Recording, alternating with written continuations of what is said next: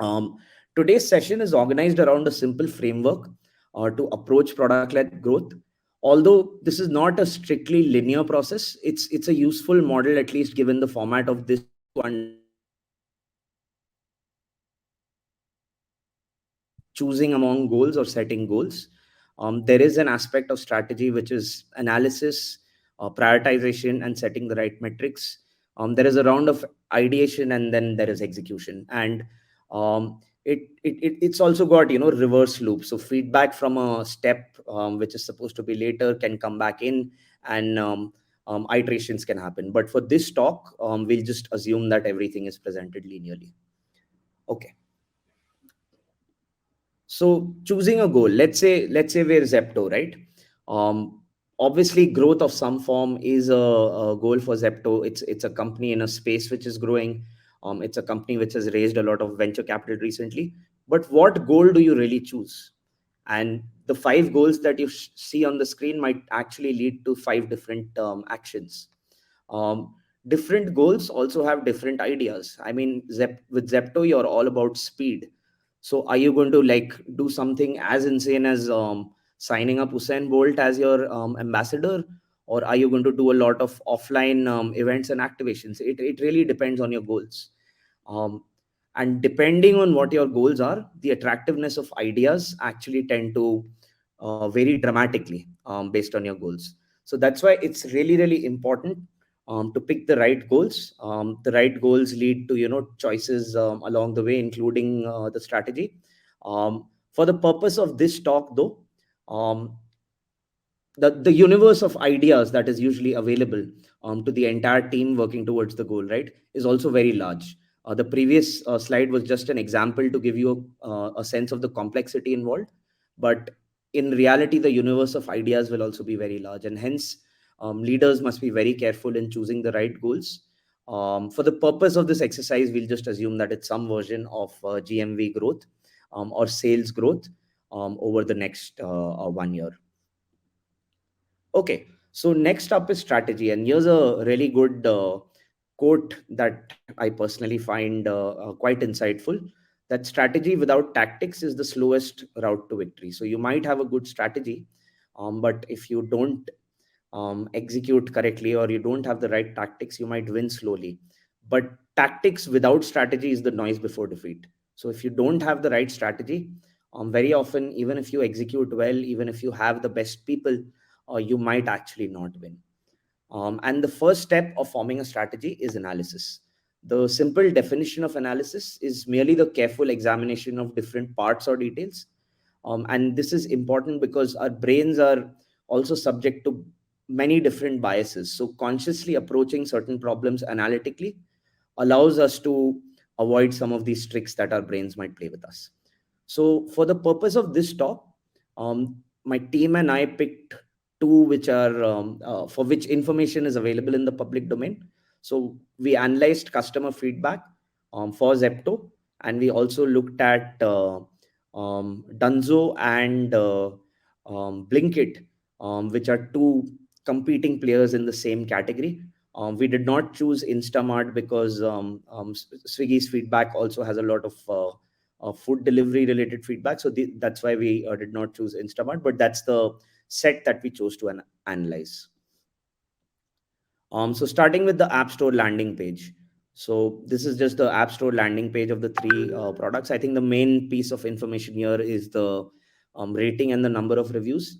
And this is exactly the kind of thing that you don't want to spend time analyzing because it's too high level to really be actionable. So this is as sometimes is called are just some examples of vanity metrics. They might look good on all hand slides, but if you really want to analyze problems and come up with the right strategy, you have to go much deeper. So the source of feedback that we used was information capture of verbatim information capture of customers, because that is really the um, closest that you can get to what customers feel about your product. um, then the next step, that and it's a really time consuming step, and thank you to Mohit for helping with this, is to actually go ahead and tag these verbatim customer feedback. You could use multiple sources like calls as well, and come up with unique tags that are relevant to whatever it is that your product might be. In this case, Zepto. um, Now, be aware that themes are a form of information compression. And what you're trying to do is identify repeating patterns that a large number of customers may care or complain about. um, and carefully reading samples of information is the only way to actually reveal the patterns. If you don't do this carefully, you might miss out on a issue or a pattern which is important, and lose time in not paying attention to an issue. And you might also, I like, you might not be able to find patterns and group them that have common root causes. So it's really really important to actually go ahead and spend as much time on this. The next part of this is actually to go ahead and prioritize. So let's say this is the analysis that you've done for customer feedback. How do you actually go ahead and prioritize what problems to solve? Those are a lot of themes. And in the early part of any company's growth, you're usually constrained by teams or capital or any other resources. So prioritizing well is the next most important part of coming up with a strategy. And a few thumb rules. There are exceptions to these rules, so it's important to not apply them blindly. But intuitively, just as you think of any strengths, right? What do you really do when you're strong at something? Or you tend to double down on those. So if you're strong at math, you tend to make sure that in your math papers, you're going to try and score 100 every time. So um, my own experience has been that with your strengths you want to keep doubling down until you reach a point where you've done everything that is possible to do and you've reached absolute perfection. So that would be something to do on strengths. One of the strengths though is has been prioritized as ignoring the strength, because it's basically an association of customers, so you don't have too much control over how much you can improve upon that strength, and it's anyway a output which is covered in among the other inputs to the strength. um, what do you do for your weaknesses? I mean, the weakness which has to do with your core proposition of speed, I think you double down there, and wherever possible you actually go ahead and try to make your delivery promise um, as accurate as possible, by finding the inputs that make up the delivery time and trying to predict and model them. So you definitely double down on that. And on the second one of product variety, you have to be very careful, because as you add more selection, your order time starts to go down. So you have to be careful so that you don't end up um, over adding selection and losing out on some of your value proposition itself. Next, for new opportunities, I think you innovate and experiment. You run a lot of experiments and try and measure the isolated impact of the experiment. And if it is leading to improved retention and engagement and input metrics as well, then you go ahead and either move it to a strength, or at some point you give up and you move it to a weakness, or you start ignoring it. So that's the approach that you follow for your opportunities. And finally, for your threats, the ones that you have little control over, you ignore. And the ones that maybe you've not seen yet, if you have known issues that exist, you solve them proactively, as far as possible. So that's the approach that you can use to come up with a strategy for your strengths, weaknesses, opportunities, and threats. Okay, and finally, there's execution.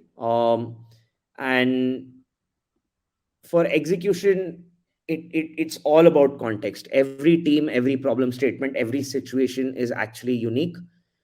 There are 10 tips which I have personally found useful, um, but you should take these with a pinch of salt. I have no empirical way to validate whether these are actually the best possible ways to execute or not. But starting off with number one, I think a lot of time in complex projects or anything which involves teamwork, especially in remote times as well, actually gets lost in waiting.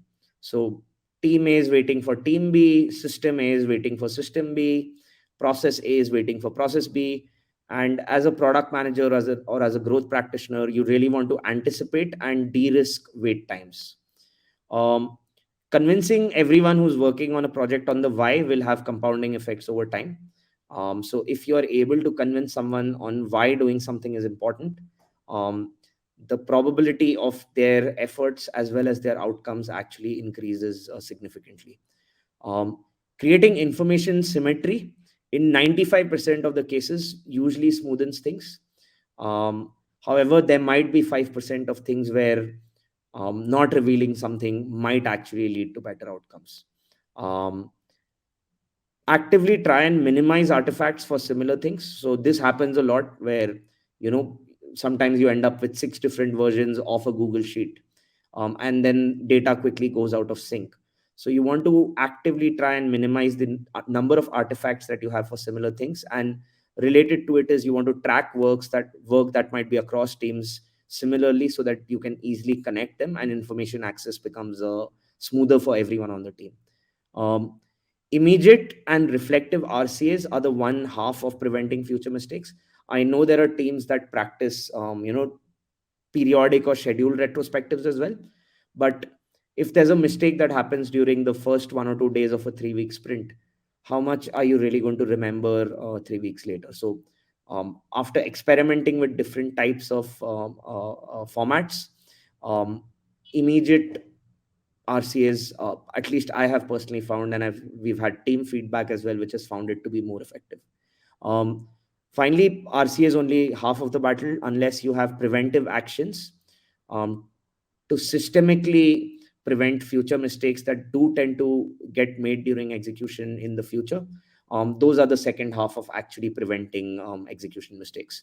When in doubt, over communicate. RCA stands for root cause analysis. And as product managers and growth managers, I think it's a generalist role compared to developers who are specialized in a particular programming language or a technology, or designers who have um, great artistic skills. And these roles are usually generalist roles. So from time to time, if you see negative spaces show up in your team, you might want to actually take an active effort to fill in those negative spaces to unblock your team. And finally, iterate. Change management is hard, but if you see during execution that there is a process that just isn't working, um, repeating that same process is foolish as well. So yeah, those are just 10 tips or things that might be useful for execution.